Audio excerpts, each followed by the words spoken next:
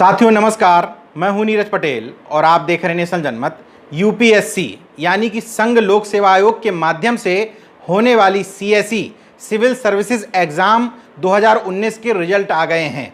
सबकी निगाह इन रिजल्ट्स पर इसलिए टिकी रहती है इसलिए क्योंकि इस परीक्षा के माध्यम से उत्तीर्ण होने वाले छात्र आईएएस, आईपीएस, आईएफएस जैसी प्रतिष्ठित नौकरियों में पहुंचते हैं।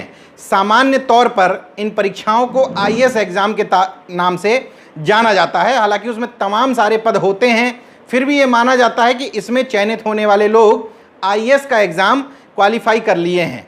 इन एग्ज़ाम्स की तरफ लोगों की निगाह इसलिए टिकी रहती है इसलिए क्योंकि ये लोग ताकत, रुतबे और पैसे में अन्य नौकरियों की तुलना में बेहतर मानी जाती है। इनका रिजल्ट्स आते ही हर साल ये देखा जाता है कि ज़्यादातर बैकवर्ड्स में ये देखा गया है कि वो लोग पद के अनुसार लोगों का सम्मान तय करते हैं।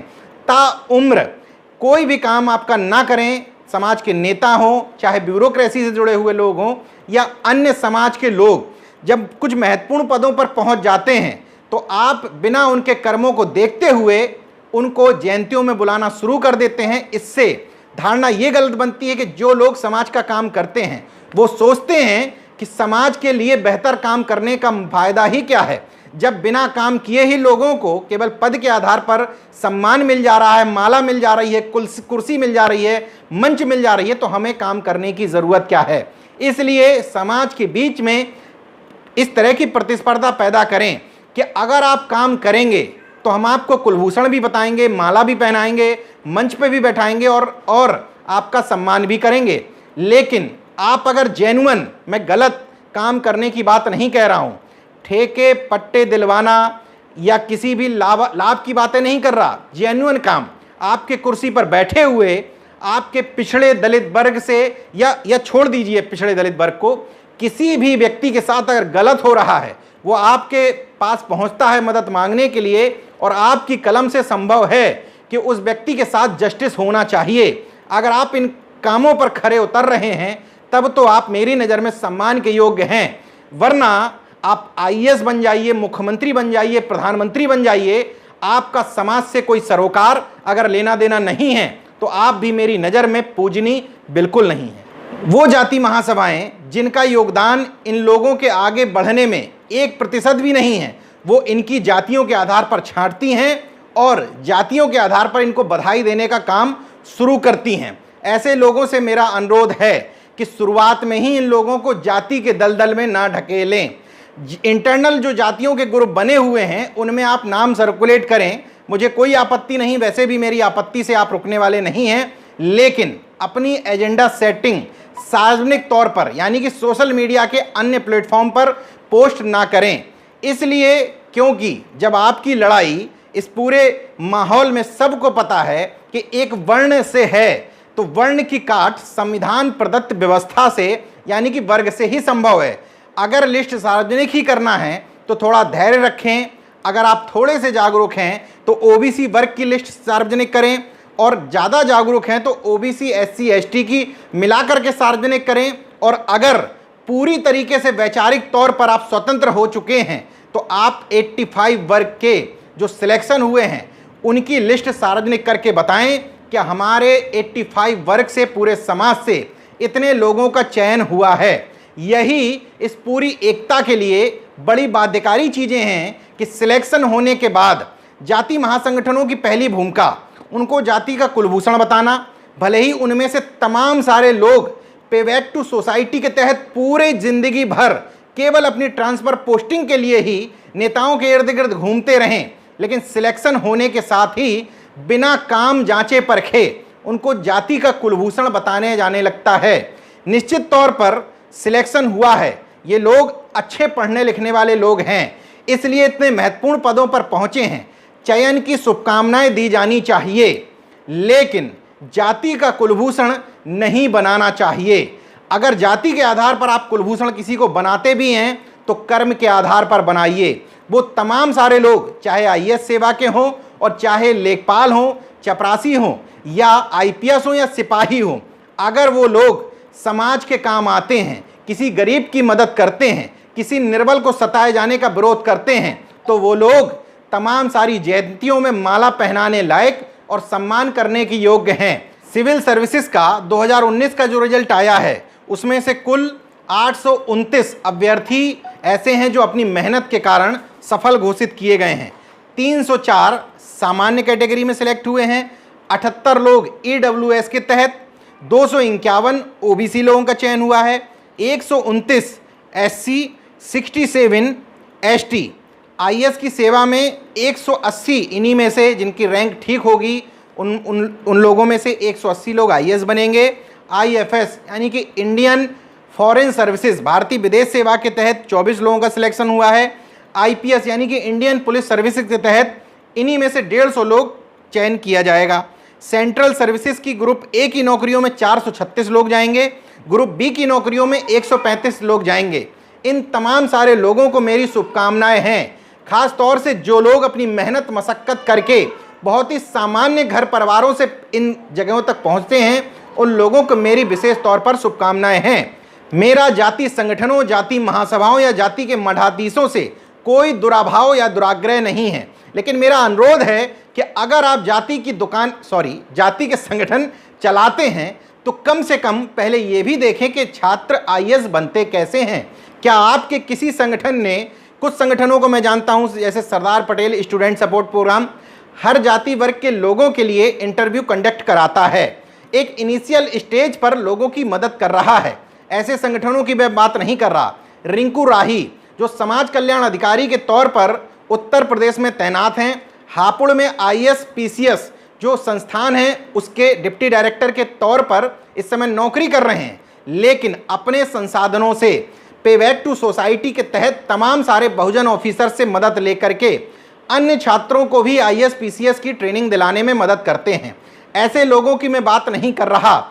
तमाम सारे लोगों को मैं व्यक्तिगत तौर पर जानता हूं जो पे बैक टू सोसाइटी के तहत काम भी कर रहे हैं, लेकिन पिछड़े वर्ग में यह आंकड़ा बमुश्किल 2% से 5% होगा और दलित वर्ग में यह आंकड़ा 5% से लेकर 10% तक पहुंच गया होगा। इससे ज़्यादा लोग पे बैक टू सोसाइटी के तहत देखते भी नहीं हैं, लेकिन सिलेक्शन होने के बाद सबसे पहली निगाह ये रखी जाती है कि इन लोगों का 1 करोड़ से लेकर के 5 करोड़ रुपए में विवाह करा दिया जाए। जाति महासभाओं के लोग सबसे पहले इस काम में अग्रणी की भूमिका निभाते हैं और इन लोगों के घर परिवारों के नंबर खोज करके इस काम में लग जाते हैं कि किसी उद्योगपति, नेता या किसी ब्यूरोक्रेट्स की शादी इनके घरों में करा दी जाए।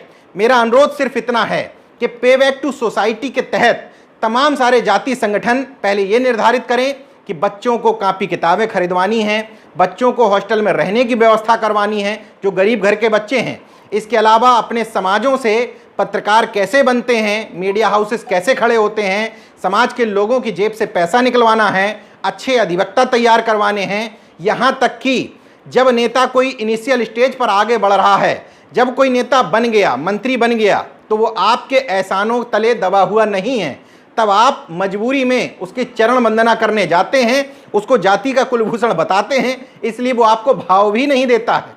लेकिन जब उसको वास्तविक ज़रूरत होगी, जिस समय वो मुद्दों से टकरा रहा होगा, उस समय आप लोग उसकी अपेक्षित मदद नहीं करते हैं।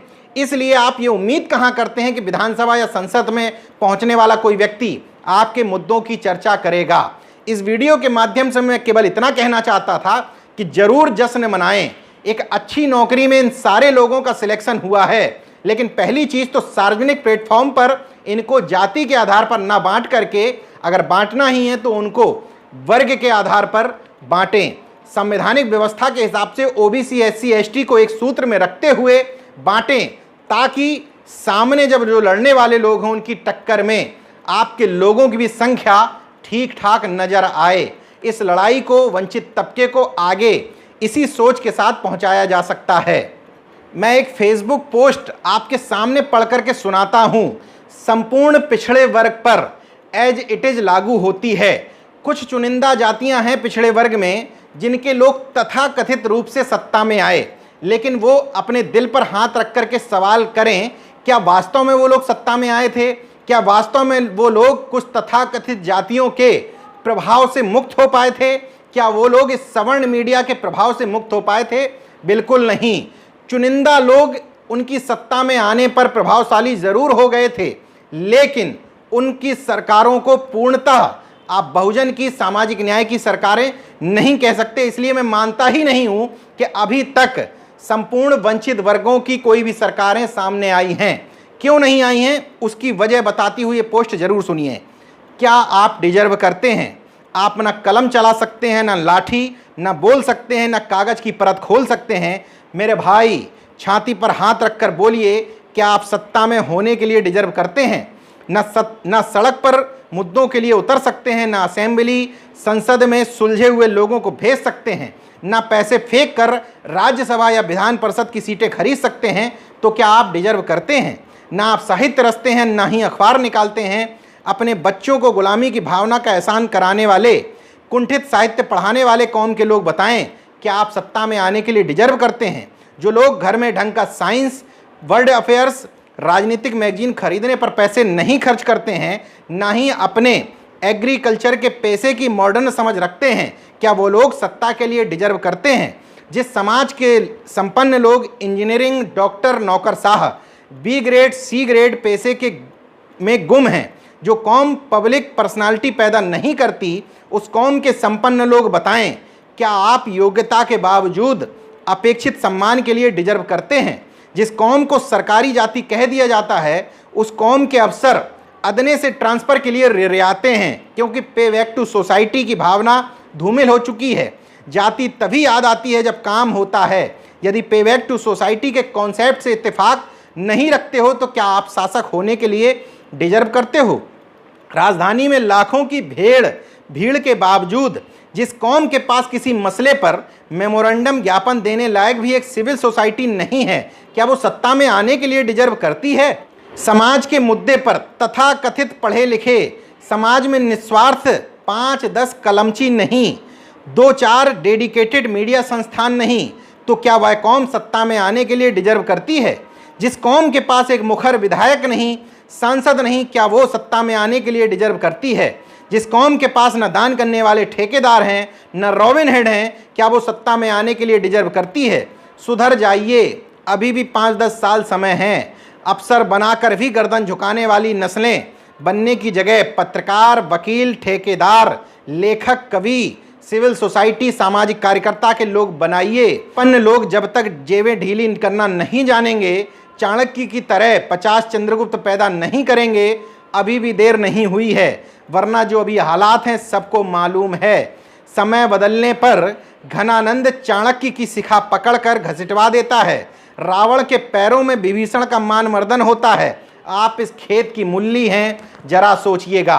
कुल मिलाकर के इस वीडियो को बनाने का केवल इतना ही मकसद है कि अगर जाति के आधार पर किसी से लाभ लेना चाहते हो तो स्वार्थी बनने से पहले अपनी तरफ से कुछ डिवोट करना सीखो। उन तथाकथित लोगों को जिनका आप समाज का कुलभूषण बताते हैं, लेकिन तब बताते हैं जब वो किसी भी महत्वपूर्ण पद पर, या जिनको कहा जाता है कि वो अब प्रभावशाली हो गए हैं या वो लोग सफल हो गए हैं, तब तो आप उनके ऊपर जाति मार का टैग वैसे ही लगा देते हैं जैसे विदेश से लाए हुए सामानों पर कई कंपनियां मेड इन इंडिया का टैग चिपका देती हैं। इसलिए मेरा अनुरोध है कि निर्मित करने में, निर्माण करने में विश्वास रखें। नेता पैदा करें जो आपकी विचारधारा को संसद और विधानसभा तक पहुंचाएं। पत्रकार पैदा करें, लेखक पैदा करें, आईएएस बनाएं, पीसीएस बनाएं, सिपाही बनाएं, आईपीएस बनाएं। सभी श्रेणियों में जो अच्छे लोग हैं, समाज के लिए डेडिकेटेड हैं, सामाजिक कार्यकर्ता, उन तमाम सारे लोगों की मदद करें। इसके बाद जब वो किसी पद पर पहुंचें या कुछ करने लायक किसी पद पर, महत्वपूर्ण जगह पर बैठे हों, तब आप उनका ठोक करके कहें, कान पकड़ करके कहें कि समाज ने आपका सहयोग किया था, अब पे बैक टू सोसाइटी के तहत आप भी सहयोग करें। देखते रहिए नेशनल जनमत, जागरूक और सजग बने रहिए। चलते चलते फिर से अपील कर लेता हूं, नेशनल जनमत के यूट्यूब चैनल को सब्सक्राइब करें, बेल आइकॉन जो बगल में होती है घंटी, उसको दबा दें। नेशनल जनमत का जो फेसबुक पर पेज है उसको जाकर के लाइक कर लें। बगल में 3 डॉट होती हैं, उस पर क्लिक करेंगे तो फॉलो का ऑप्शन आएगा, उसको फॉलो भी कर लें। इसके अलावा ट्विटर पर भी नेशनल जनमत का ऑफिशियल ट्विटर हैंडल है, उसको जाकर के आप फॉलो कर सकते हैं। आप लोगों के सहयोग और स्नेह से ही नेशनल जनमत के पास अभी तक 6,90,000 के करीब सब्सक्राइबर हैं। 6 करोड़ बार अभी तक नेशनल जनमत को देखा जा चुका है। आप लोग सहयोग बनाए रखिएगा, मैं अपनी आवाज़ को यूं ही बुलंद करता रहूँगा। धन्यवाद। अगर आपने मेरा YouTube चैनल सब्सक्राइब नहीं किया तो प्लीज़ सब्सक्राइब कर लें और उस बेल आइकन पर जरूर क्लिक करें, जिससे जो मेरे न्यू वीडियो है